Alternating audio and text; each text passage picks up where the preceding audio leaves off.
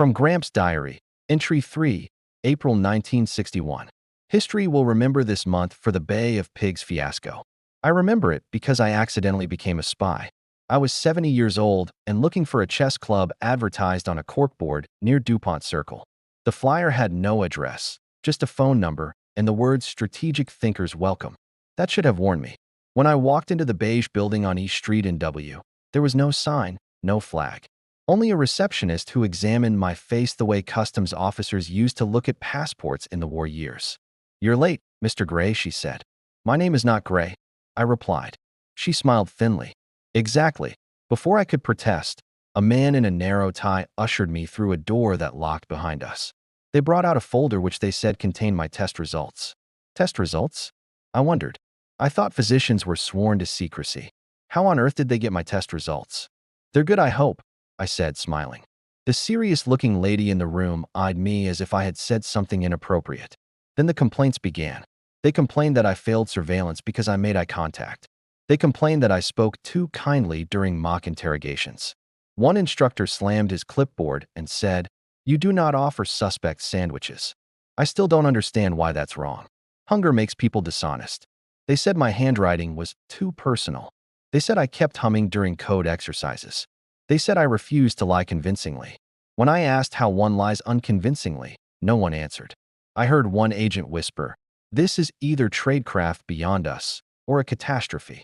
At this point, I had no idea what was going on, but I was determined to get to the bottom of it. By exactly 3 p.m., the man with the narrow tie closed the folder in front of me and said, "Test's over." I know it was 3 p.m. because that's when my left foot usually decides to take a break. I clutched my cane tightly and smiled. Finally. "So," I asked, "where are the chessboards?" No one laughed. "It's time to start the operation," he continued. "What operation?" I said. The room went still.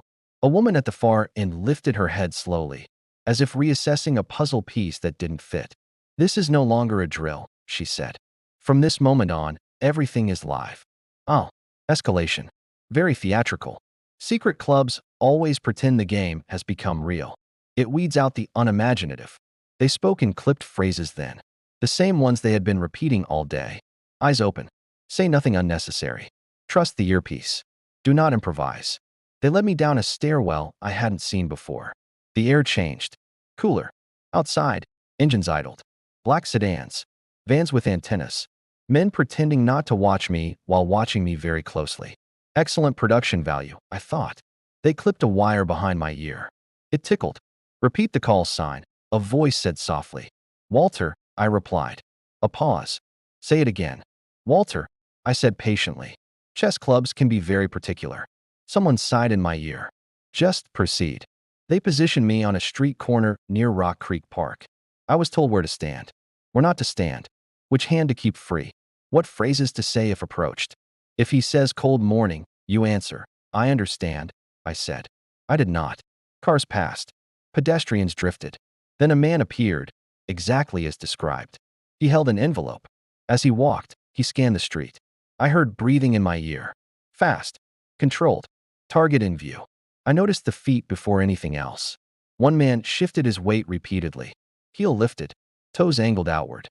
He was planning to leave early. That's poor in-game discipline. I dropped my cane. Deliberately, I thought. He bent, picked it up, and gave it back to me as I pretended to lose my balance. "Sir, do not," the voice hissed. Too late. I leaned into him and made contact with the manila envelope accidentally. The envelope tore. Paper spilled. Even I knew it was illegal to carry so many different passports for different people. No, wait.